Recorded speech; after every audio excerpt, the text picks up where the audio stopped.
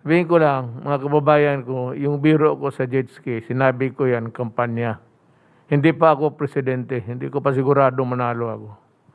At yun is a tawagin hyperbole. Na imposible talaga na sa ngayon gamitin mo yung kita mo ngayon karami na natuloy ng barko ng dumami tuloy.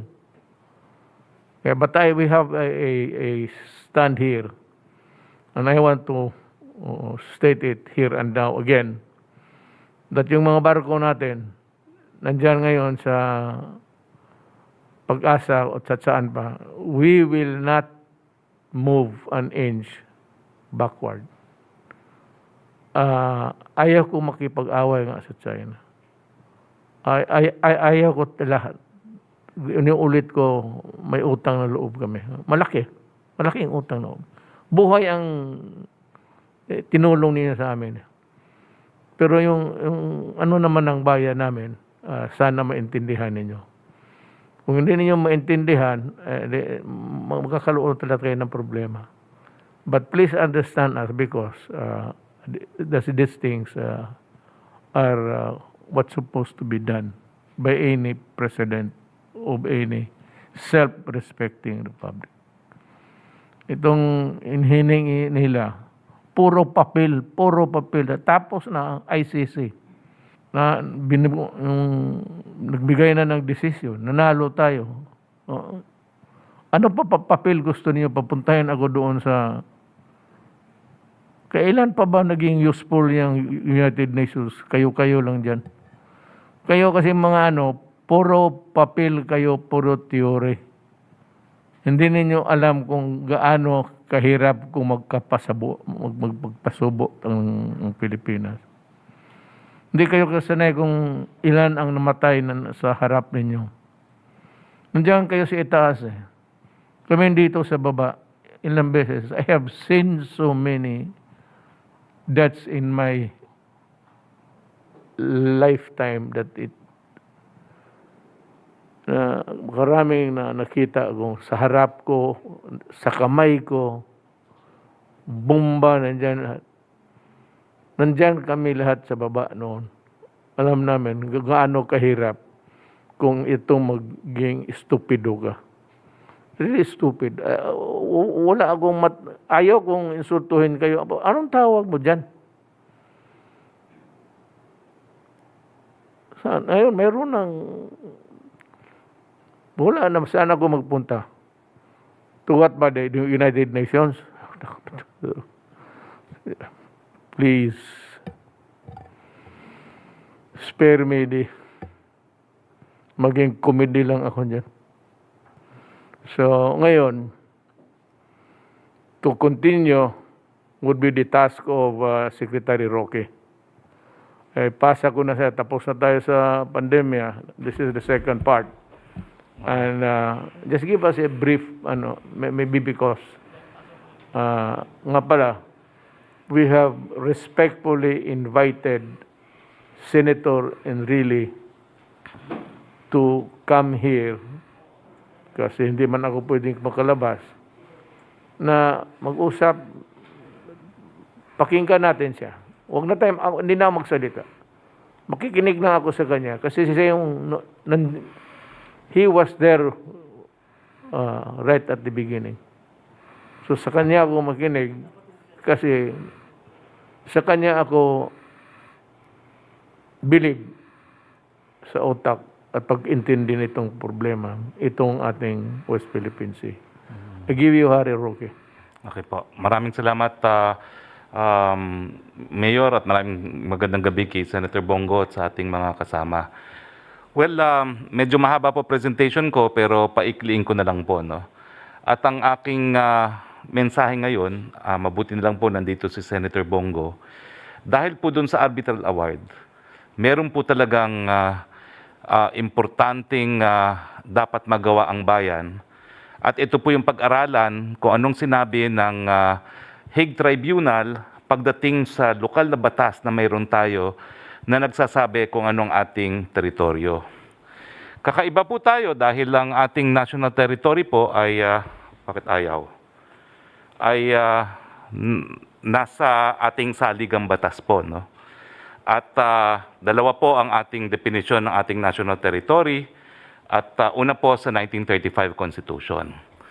Ang sasabihin ko lang po dito sa ating 1935 Constitution na napag-aralan niyo po rin sa law school, ang territory natin ay Treaty of Paris. Unang-una, no? Tapos yung tinatawag na Treaty of Washington, kung saan nakuha natin nung lahat ng teritoryo natin na labas sa Treaty of Paris, kasama po dyan ang Scarborough. Pangatlo po, yung treaty between the US and Great Britain, kung saan nakuha natin yung Turtle Islands. Now, from 1935, nabago po yung ating saligang batas, no? At ito nga po ay sa 1987 Constitution, iba po yung lengguwahe. Ito po ay naging Philippine Archipelago with all the islands and waters embraced therein and all other territories over which the Philippines has sovereignty or jurisdiction, consisting of terrestrial, fluvial, and aerial domains, including territorial sea, seabed, subsoil, insular shelves, and other submarine areas. Ito po napaka-importante. Yung tubig around, between, and connecting the islands of the archipelago, regardless of their breadth and dimensions, form part of internal waters of the Philippines. Importante po yan, kasi internal waters, hindi po pwedeng maglayag ang mga dayuhan na walang pagpayag ng ating bayan. Importante po yan dahil sa territorial sea na mayroong freedom of innocent passage, pati warships at submarines po pwede po maglayag.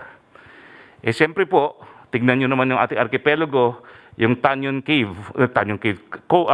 Strait, no? Diyan sa Dumaguete at Cebu, napakakitid po nyon.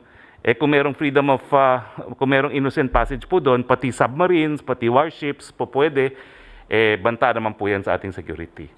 Ang tanong po, dahil nag-ibang lengguwahe, meron ba hong pagbabago sa ating teritoryo? Well, meron po, kasi sa 87 Constitution, pinalawak yung ating national territory. Kasama pa rin po dyan ang Treaty of Paris, kasama po dyan yung disputed territories ng Sabah and Spratlys, at kasama dyan yung iba't ibang maritime zones sa ayon po sa UNCLOS. So pinalawak po ang teritoryo. Now, ang 1950s po, nung tinatalakay ang UNCLOS, sila Arturo Tolentino po nag-propose kasama ng Indonesia ng regime ng archipelagic waters. Kasi nga po, sa saligang batas natin, yung tubig na forming part of our islands and waters are internal waters. So sabi ng Pilipinas at Indonesia, kilalanin nyo to. Pero, at dahil nga po nais nating palakasin yung ating posisyon, gumawa po tayo ng batas noong 1961, RA 3046, as amended by RA 5446, na nagguhit nga po ng archipelagic waters kung saan ang tubig sa loob ng archipelagic waters ay internal waters. So ito po ngayon ang ating territory. Yung square po ay ang Treaty of Paris. Yung straight baselines po sa archipelago natin, yan po yung ating archipelagic baselines. Ang tubig sa loob nun, internal waters. Wala pong pwedeng maglayag na walang consent natin. Yung tinatawag nating territorial seas, yung tubig po sa loob ng kwadrado ng Treaty of Paris. Now, lilinawin ko lang po, na itong Treaty of Paris, hindi po ito historic claims to waters. Unang-una, archipelago po tayo, ang definition is unity of land and waters. Pangalawa po, tratado po ito nung binenta sa panig ng Spain at ng Amerika na kinikilala ng ibang mga colonial powers sa Southeast Asia na boundaries ng binentang archipelago na Philippines. Importante po yan kasi sa international law, meron pong prinsipyo, general principle of law, uti possidetis iuris. Ang sabi po niyan, colonial boundaries are conclusive. Kasi kung hindi po, yung mga bansa na nagkaroon ng kalayaan, mag-aaway-away talaga kung saan ang kanilang boundaries. So sabi, para maiwasan sa ang pagdirigma dahil sa boundaries, colonial boundaries are conclusive. Now, gaya ng aking sinabi po kanina, no? Nag-propose tayo ng archipelagic baselines pero nabigo po sila Arturo Tolentino. Ang nais nila, yung water sa loob ng ating baselines are internal waters, hindi po nila nakuhang suporta ng daigdig. Ang nangyari po, nagkaroon ng archipelagic waters sa UNCLOS na subject to innocent passage, yung ating archipelagic waters, at subject to overflight.